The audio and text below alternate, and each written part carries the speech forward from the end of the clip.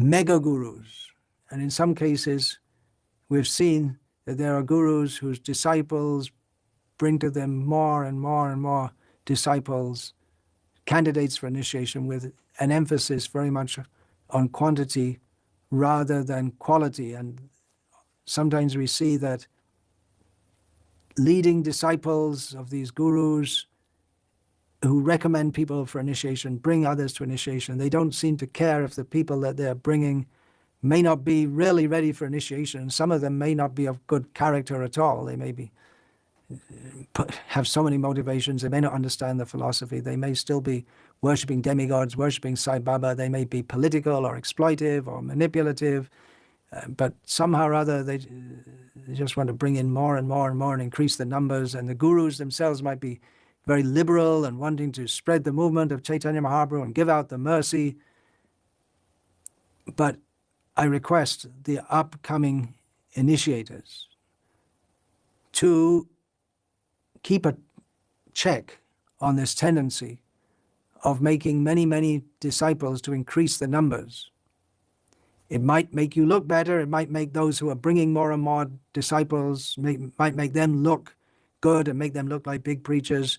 But it's not a competition to see who is the most popular, who has the most disciples, who can bring more and more disciples to their guru. Being a guru is not fun or career advancement. If you actually feel for your disciples, you can't imagine how much pain and disturbance they can cause to you by their foolishness, weakness, and in some cases, wickedness. And if you don't feel for your disciples, you shouldn't be a guru. Simple. Don't think of disciples as my disciples, like my personal property. Better, as we learn from Srila Prabhupada, Srila Bhakti Saraswati, better to think of disciples as Vaishnavas sent by my guru, so that we can serve them on behalf of my guru, as parents serve their children. So it's not a position to enjoy. Really, to be a guru, you sit on a big seat and others will worship you, this and that. But really, one has to have the mood of being das anudas anudas.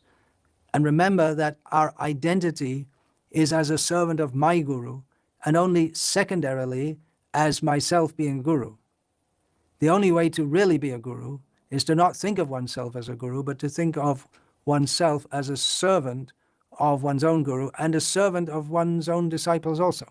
Of course, the guru has to take the role of a guru and instruct and correct the disciples, maybe chastise them.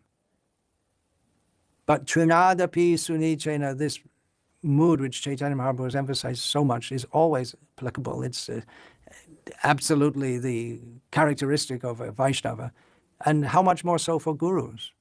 In this respect, Srila Bhaktivinoda Thakur very pertinently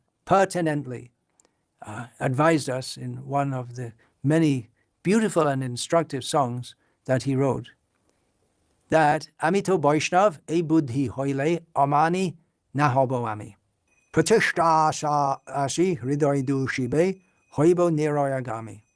Nije shreshta jani uchishtadi dane hobe abhiman bhar. Tai shishatava takiya sarvada naloibo puja kar. If I think I'm a Vaishnava, I shall look forward to receiving respect from others. And if the desire for fame and reputation pollutes my heart, certainly I shall go to hell. By giving others the remnants of my food, I shall consider myself superior and shall be burdened with the weight of false pride. Therefore, always remaining your surrendered disciple, he's praying to his guru, I shall not accept worship from anyone else.